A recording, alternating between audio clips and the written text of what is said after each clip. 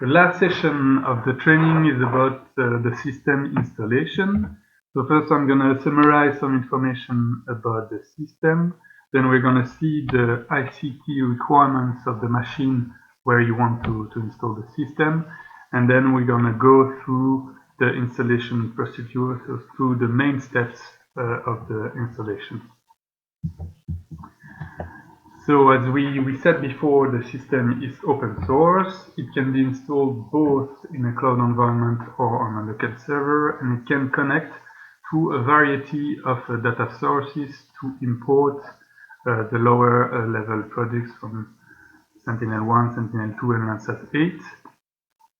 So it can be the system can download this data directly from Sci-Hub or USGS, or it can access it through a local archive. So typically if you are using a machine on a DIAS or on Amazon Web Service. Then when it's configured, the system can automatically ingest and pre-process these lower level products. It can execute automatically advanced processors, and you can also execute these processors manually. And the system is modular and extensible, so meaning if you are interested just by one part or one module, you can easily extract this module, the scripts, and import them in your own environment or system. You could also use the system just as a basis to extract markers, and then you would do your own analysis based on these markers. So it's what we want to say by modular and extensible. Now, what are the ICT requirements to install the system? At the beginning, you need some space. This space for the installation is quite reduced. It's around 80 gigabytes. Then you will need some storage, both for the products that are processed by the system and also for the data that are uploaded from the web interface by you. And this will depend much on the extent of the site that you want to monitor. So we're going to see two examples in the next slide. Then you will need some RAM between 64 and 128 gigabytes, some CPUs between 8 and 16 processors. Again, it will depend on the extent of the sites that you want to monitor. And finally, you will also have to install the operating system CentOS 7 on the machine to be able to install the system. And these are the two examples. So a small site, so it's a country like Lithuania, and a large site is a country like Romania. So it's two sites that we monitored in 2019, and these are the requirements that we defined for our machines. So in terms of CPUs, in terms of RAM, and in terms of storage. And you can see that also we divided the storage between the different products that are processed. So the storage is quite important, and you have to be aware of it when you are configuring the machine. Now, the installation procedure in itself, we try to make it as easy as possible, and these are the main steps that need to be followed.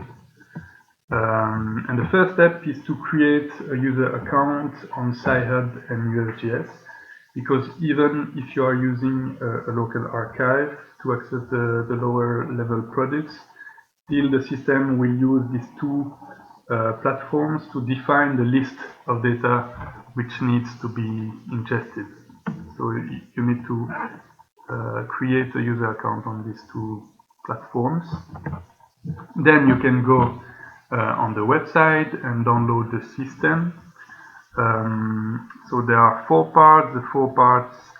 The first part is the system itself, so it contains the different processors, the different tools, and so on. Then you have the zip files, which are specific files that are used by Maya, so for the pre-processing of the optical data. And then there are two datasets, so the SRTM, which is the DEM that we used both for the preprocessing of S1 and S2 and L8 also. And also the SWBD dataset, which is the reference for the water bodies and the coastal lines. So everything is included in these four parts, except Maya, which is the tool which is used for the preprocessing of optical data. And we're going to see in the next slide how to download and install it. Also an important document is the software user manual that you can download here, and it will, for example, contain all the, it is containing all the steps for the installation, but also the different steps that we talked about before in the training to operate the system in itself.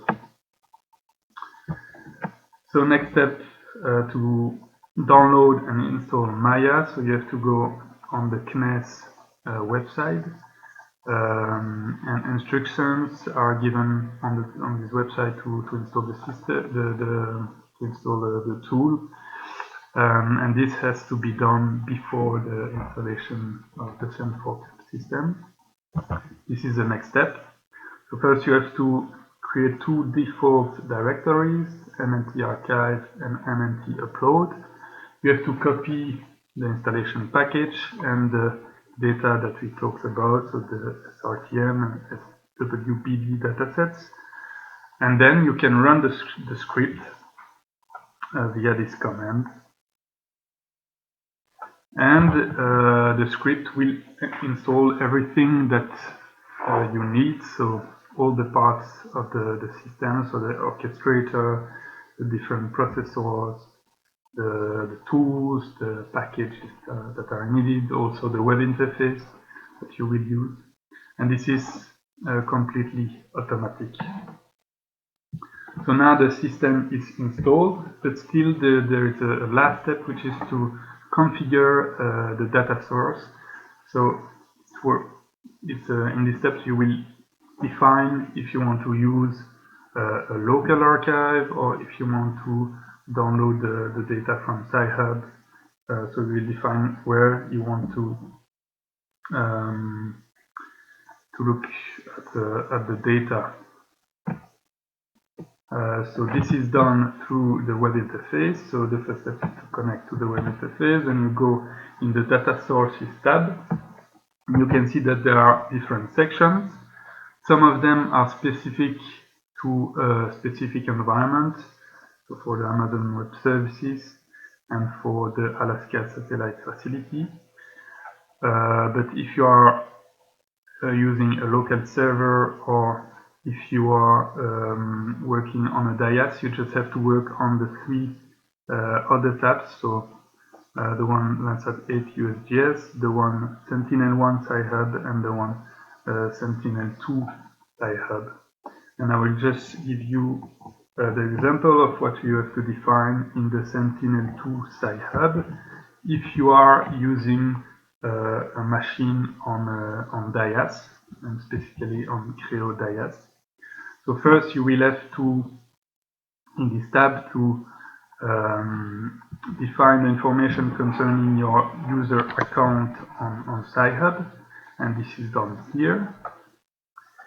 Then you will have to define the local route, so it's the path where the system should look to find the lower level product. So it's specific to each environment, and in Creo DIAS this is the path.